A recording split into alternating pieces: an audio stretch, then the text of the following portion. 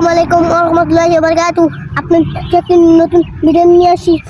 দেখুন প্রিয় দর্শক, আসসালামু আলাইকুম। আজকে চলে এসেছি নতুন একটি ভিডিও এবং আমার সাথে আছে আমার ছোট ভাই। আজকে আমরা যাব আমাদের কৃষি জমিতে। সেই জমিটিতে মিষ্টি কুমড়া কেমন হয়েছে আজকে আপনাদের মাঝে সেই ভিডিওটি আমরা তুলে ধরবো।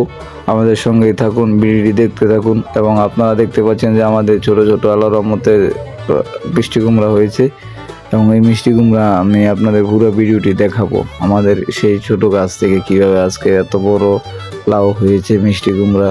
এবং আপনাদেরকে সম্পূর্ণ ভিডিওটি দেখুন এবং আমাদের ভিডিওটি ভালো লাগলে সাবস্ক্রাইব করুন, সাথে বেল আইকনটি প্রেস করে লাইক কমেন্ট করে শেয়ার করুন। প্রিয় দর্শক বৃন্দরা, আজকে অনেক পরিশ্রমের পর আজকে আমাদের এই সফলতা, আপনাদের ভালোবাসা এবং দোয়ায় আজকে আমাদের এত বড় একটা খেতে উন্নতি হয়েছে। আসসালামু আলাইকুম ওয়া রাহমাতুল্লাহি ওয়া বারাকাতুহু। আপনাদের একটি নতুন ভিডিও নিয়ে আসি। দেখুন প্রিয় দর্শক, এই লাউটি আল্লাহ তাআলা দিয়েছে আমাদের বাগানটি। দেখেন ওই সাইডে দিয়েছে আমাদের সুন্দর।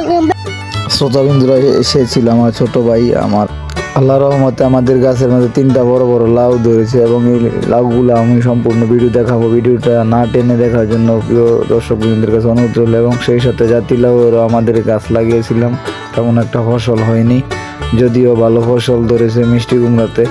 এবং সেই সাথে মরিচের গাছ দাঁড়াও আমরা নিচে লাগিয়েছি, রাস্তার পাশে লাগিয়েছি। এই লাউটা যদি হয় আল্লাহর রহমতে ইনশাল্লাহ ভালো আশাবাদী যে একটা ভালো ফলন পাবো। চেষ্টা করে যাচ্ছি যদি ইনশাল্লাহ আল্লাহ তাআলা আমাদের এই ফলন ভালো করে, এবং আমরা চেষ্টা করে যাচ্ছি যতটুকু আল্লাহ তাআলা দেন। আল্লাহর রহমতে যদি হয় তাহলে আলহামদুলিল্লাহ। কিভাবে টাল দিয়েছি সেই ভিডিওটা একবার আপনাদেরকে দেখাবো। এই টালের উপরে আল্লাহর রহমতে মিষ্টি কুমড়া এবং জাতিলাউ আমরা দুটাই গাছ লাগিয়েছি এবং সেই সাথে নিচে মরিচ। একটা কৃষকের মুখে তখনই হাসি থাকে যখন একটা কৃষক তার ফসল করে তুলতে পারে। এবং আপনারা জানেন যে হাসি মুখের ঘরে ফসল তোলার কতটা আনন্দদায়ক এবং কতটা ভালো লাগা মুহূর্ত কাজ করে। এবং আপনারা সবাই দোয়া করবেন আমি যেন একটা ভালো কৃষি খামারি হয়ে তুলতে পারি। এবং সে আমার ছোট ভাই, সে অত্যন্ত পরিশ্রমের সাথে সে নিজে আমাদের যে তাল আছে সেই তালের নিচে সে নিজে পানি দিতে পরিশ্রম করছে।